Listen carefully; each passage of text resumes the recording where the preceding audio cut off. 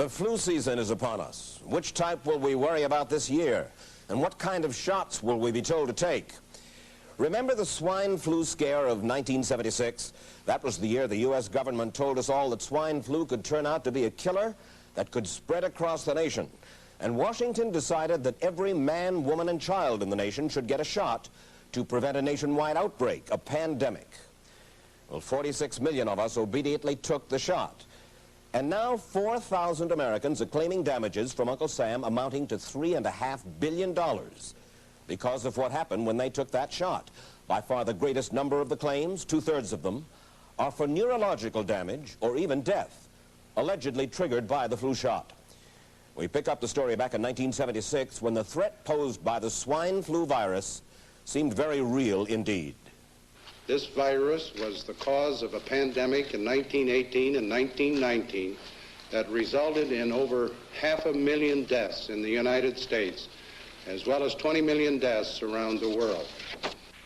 See how easy it is to... Thus, the U.S. government's publicity machine was cranked into action to urge all America to protect itself against the swine flu menace. Influenza is serious business. During major flu epidemics, millions of people are sick and thousands die. Well, this year you can get protection. The vaccines are safe, easy to take, and they can protect you against flu. So roll up your sleeve. Protect yourself. One of those who did roll up her sleeve was Judy Roberts. She was perfectly healthy, an active woman, when in November of 1976, she took her shot. 2 weeks later, she says, she began to feel a numbness starting up her legs. I joked about it at that time. I said I'll be numb to the knees by Friday if this keeps up. By the following week, I was totally paralyzed. So completely paralyzed, in fact, that they had to operate on her to enable her to breathe. And for 6 months, Judy Roberts was a quadriplegic. The diagnosis? A neurological disorder called Guillain-Barre syndrome, GBS for short. These neurological diseases are little understood. They affect people in different ways. As you can see in these home movies taken by a friend, Judy Roberts' paralysis confined her mostly to a wheelchair for over a year. But this disease can even kill. Indeed, there are 300 claims now pending from the families of GBS victims who died, allegedly as a result of the swine flu shot. In other GBS victims, the crippling effects diminish and all but disappear. But for Judy Roberts, progress back to good health has been painful and partial. Now, I noticed that your smile, Judy, is a little bit constricted. Yes, it is. Is it different from what it used to be? Very different. I have a greatly decreased mobility in my lips. And I can't drink through a straw on the right-hand side. I can't blow out birthday candles. I don't whistle anymore, for which my husband is grateful. It may be a little difficult for you to answer this question, but have you recovered as much as you are going to recover? Yes, this is it. So you will now have a legacy of braces on your legs for the rest of your life? Yes, the weakness in my hands will stay and the leg braces will stay. So Judy Roberts and her husband have filed a claim against the U.S. government. They're asking $12 million, though they don't expect to get nearly that much. Judy, why did you take the flu shot? I'd never taken any other flu shots, but I felt like this was going to be a major epidemic. And the only way to prevent a major epidemic of a really deadly variety of flu was for everybody to be immunized. Where did this so-called deadly variety of flu, where did it first hit back in 1976? It began right here at Fort Dix in New Jersey in January of that year when a number of recruits began to complain of respiratory ailments, something like the common cold. An Army doctor here sent samples of their throat cultures to the New Jersey Public Health Lab to find out just what kind of bug was going around here. One of those samples was from a Private David Lewis who had left his sickbed to go on a forced march. Private Lewis had collapsed on that march, and his sergeant had revived him by mouth-to-mouth resuscitation.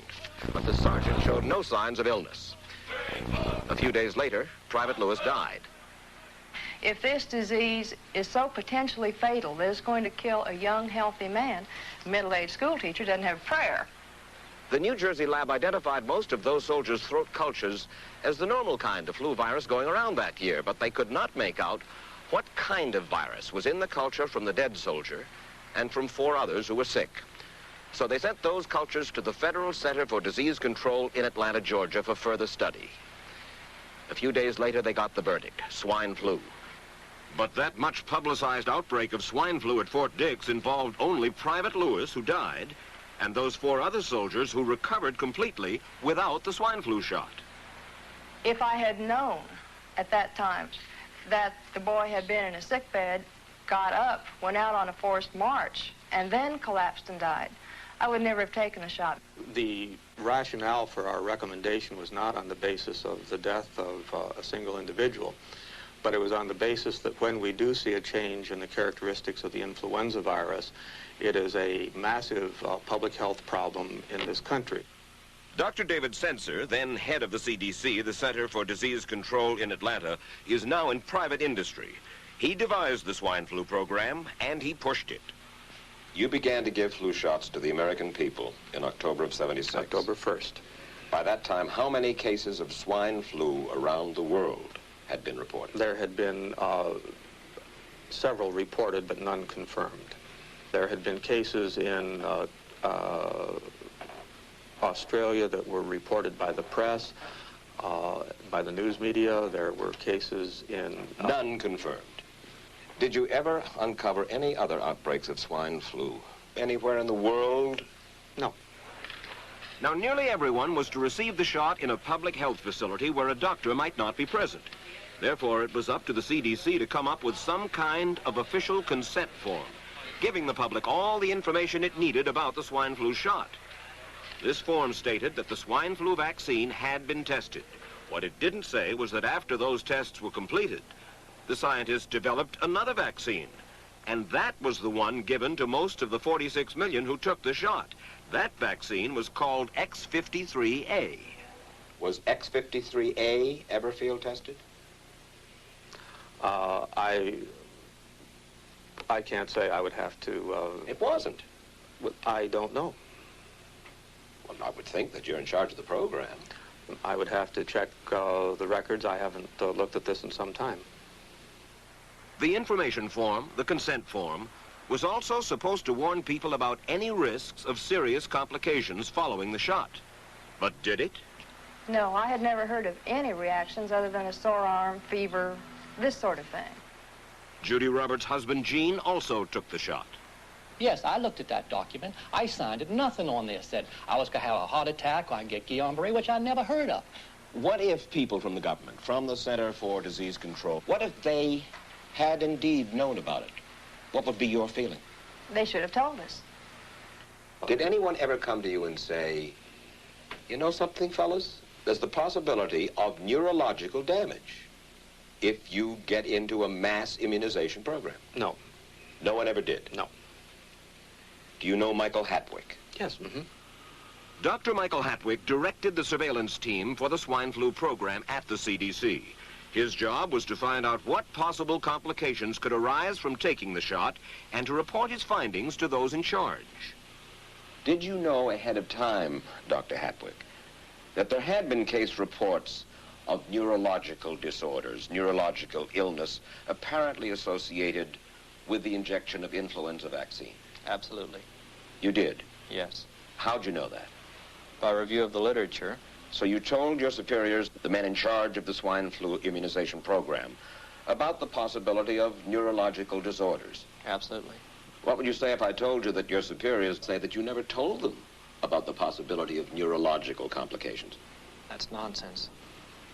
I can't believe that they would say that they did not know that there were neurological illnesses associated with influenza vaccination. That simply is not true. We did know that. I've said that Dr. Hatwick has never told me of his feelings on this subject. Then he's lying. I guess you would have to make that assumption. Then why does this report from your own agency, dated July 1976, list neurological complications as a possibility? I think the consensus of the scientific community was that the evidence relating neurologic disorders to influenza immunization was such that they did not feel that this association was a real one.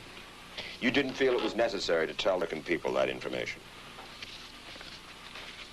I think that over the years we have tried to inform the American people as fully as possible. As part of informing Americans about the swine flu threat, Dr. Sensor's CDC also helped create the advertising to get the public to take the shot. Let me read to you from one of your own agency's memos planning the campaign to urge Americans to take the shot. The swine flu vaccine has been taken by many important persons, he wrote.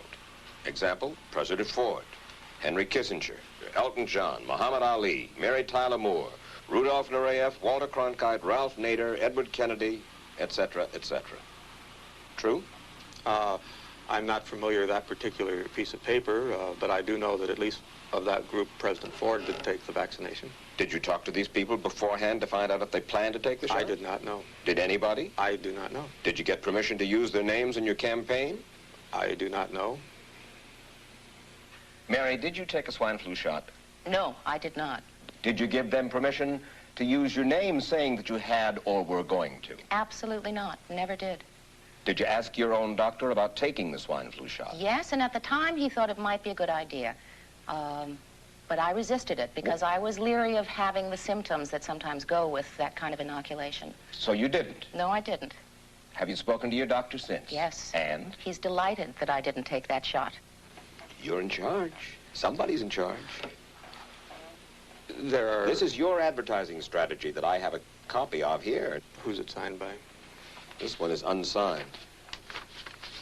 But you'll acknowledge that it was your baby, so to speak. It could have been from Department of Health, Education, and Welfare. It could be from CDC. I don't know. I'll be happy to take responsibility for it.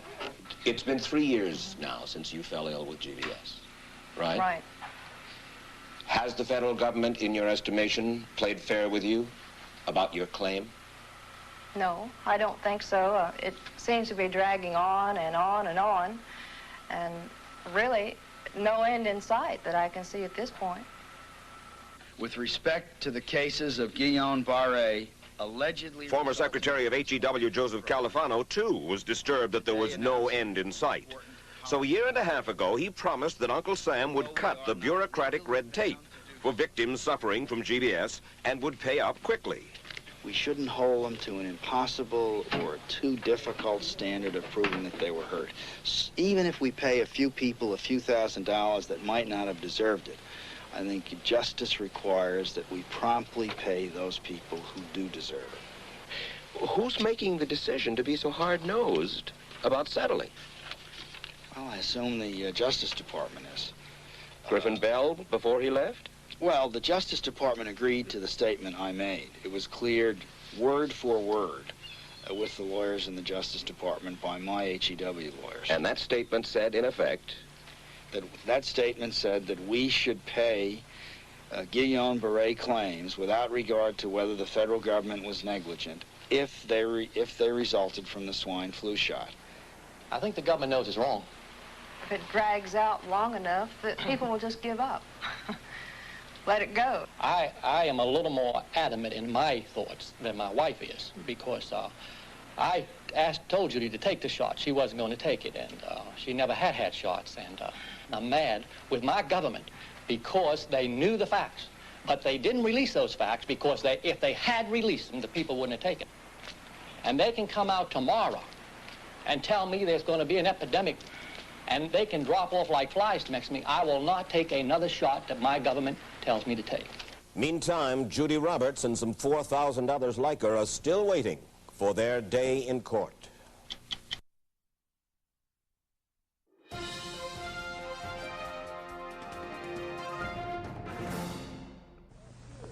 I don't need another flu shot. I had a flu shot last year. A swine flu epidemic may be coming. Swine flu shot? Well, I don't know. I've been thinking about it. It could make you very sick. Swine flu? Man, I'm too fast today to catch me. You'll want to be protected. I'm the healthiest 55-year-old you ever seen. Hey, I play golf every weekend. Get a shot of protection. The swine flu shot. Joe brought it home from the office. He gave it to Betty and one of his kids. and to Betty's mother. But Betty's mother went back to California the next day. On her way to the airport, she gave it to a cab driver, a ticket agent, and one of the charming stewardesses. At school, Joe's kid gave it to some other kids, and Mrs. Merrill got it and gave it to her husband. In California, Betty's mother gave it to her best friend, Dottie, but Dottie had a heart condition and she died. But before she died, Dottie gave it to her girlfriend, the mailman, the paper boy, and the vet when she went to pick up her chihuahua. If a swine flu epidemic comes, this is how it could spread. You'll want to be protected, especially if you're elderly or chronically ill. Get a shot of protection, the swine flu shot.